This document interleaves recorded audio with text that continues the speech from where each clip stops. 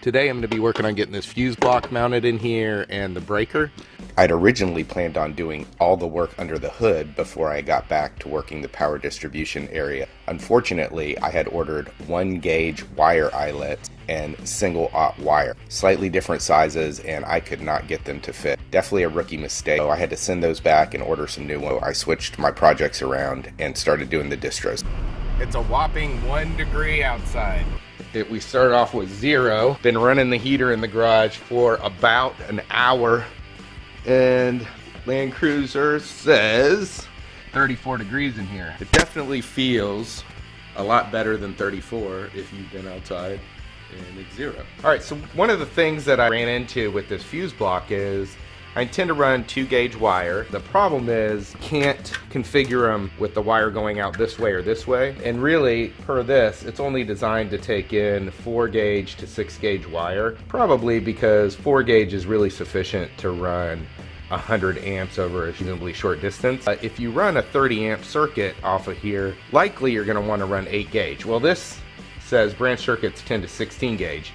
Anyway, I got these 8 gauge eyelets, the smallest I could get, and they fit, but just barely. Like, I couldn't get 3 across here, and while I can get one in, it pushes on the plastic a little, so then you can't get one in betweens. But I went ahead and ordered some different smaller 10 to 12 gauge eyelets that are probably gonna fit in there fine. Just something to know when you get this. These are all number 10 screws, these are number 8 screws. If you try to go anything bigger, or you're trying to run larger gauge wire into this, you may run into a little problem with the eyelets fitting.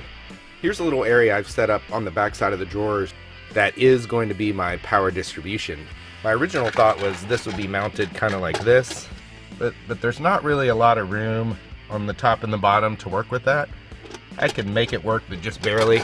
I've decided to mount it like this, actually the other way around, and that's going to give me plenty of room to get the wires over the top and through the bottom.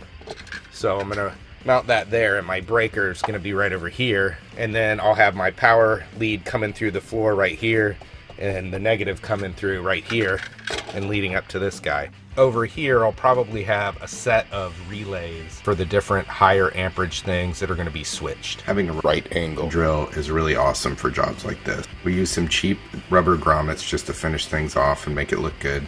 I was a little worried how easily the wire would pull through considering how thick it is, but it was no problem. You can find links to the products we've used in the video description or on our website, bradyadventures.com.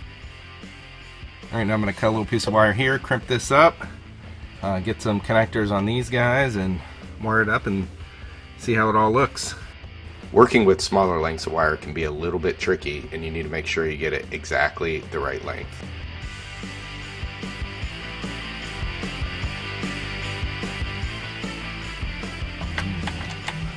Son of a biscuit!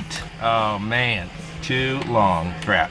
Alright, this time I'm going to check before I crimp these things. These things are expensive. A little tiny bit of wire, not so expensive. Alright, so that is still... that's a little bit too tight. Good thing I looked at it. I'm gonna just trim that down a tiny bit more. Jeez, man. Trimmed a tiny bit. No, my luck, this will now not fit. Yeah, that's pretty good actually.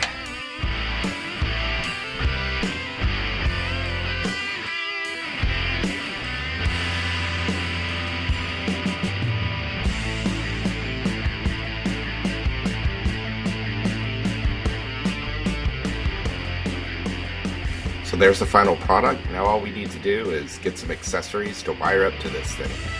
If you like this video, please give us a thumbs up and consider subscribing to our channel. And always feel free to leave us any comments or questions that you might have.